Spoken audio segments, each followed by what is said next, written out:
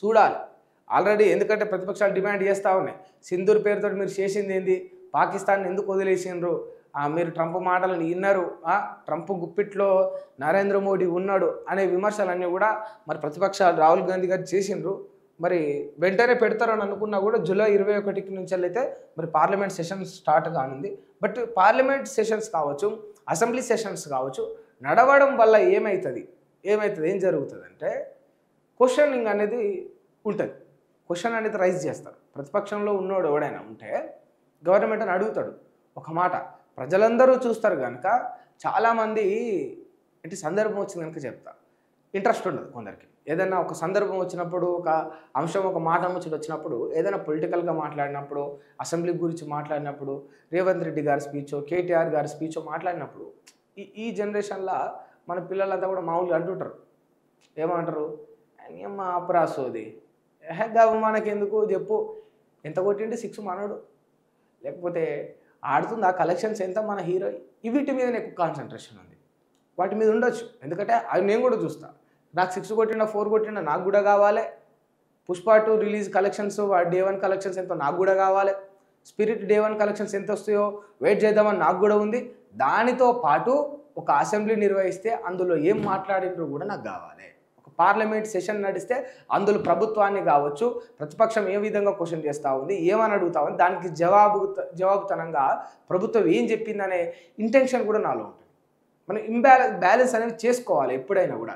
Entertainment ఉండని, but ఇవన్నీ కూడా మన అవసరాలు మనం ఖచ్చితంగా తెలుసుకోవాలి. ఎందుకంటే ప్రతిపక్షం మన తరపున మనం ఓట్లేసి ఎన్నుకున్న వాళ్ళందరూ మన సమస్యల గురించి మాట్లాడుతూ ఉన్నారు. మనం దాన్ని వదిలేసాం. జస్ట్ వీఆర్ గోయింగ్ ఎంటర్టైన్మెంట్ రూట్లోనే మనం పోతూ ఉన్నాం. జస్ట్ కేవలం అరే మన సమస్యల గురించి మాట్లాడుతుండు, మరి మాట్లాడుతుండా లేదా? మనం ఓట్లేసి ఎన్నుకున్నాం, 5 ఏళ్ళు మనం పాలిస్తా అన్నాడు. హీఈస్ అవర్ ఎంప్లాయ్, మన పనుడు, మన కార్మికుడు. నెలకింత జీతం తీసుకుంటుండు. ఒక ఎమ్మెల్యే ఒక 2 లక్షల జీతం తీసుకుంటుండు మన కోసం. ఒక ఎంపీ ఇంత జీతం తీసుకుంటుండు. మరి ఏం అడుగుతా ఉన్నాడు పార్లమెంట్లో? మరి కాంగ్రెస్ నుంచి 8 మందిని, బీజేపీ నుంచి 8 మందిని పంపించినాం కదా, ఏం పిక్తా ఉన్నారు అని తెలుసుకునే ఇంటెన్షన్ లేకుండా పోయింది చాలామందికి. అసెంబ్లీ ఉన్నది, ఇప్పుడు అసెంబ్లీ సెషన్స్ నడిచినాయి అనుకోండి, పట్టించుకోరు. ఏదైనా ఒక 2 డైలాగులు ఏదన్నా చెప్తే, కేటీఆర్ ఏదైనా మంచిగా అనిపిస్తే వాట్సాప్లో స్టాటస్ పెట్టుకుంటారు.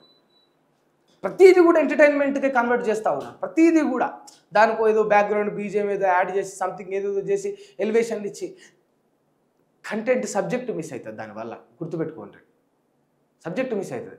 1 2 గంటలు, ఒక 3 గంటలు 4 గంటలు 5 గంటలు కానీ 7 గంటలు కానీ ఒక సెషన్ నడిస్తే బ్రేక్ ఇచ్చుకుంటా అయినా కూడా మనం దాన్ని వినాలి.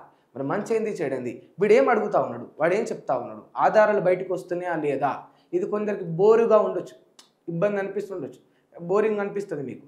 బట్ ఇది మన జీవితాల గురించి చర్చ జరుగుతూ ఉంది అసెంబ్లీలో, మన బతుకుల గురించి చర్చ జరుగుతూ ఉంది పార్లమెంట్లో.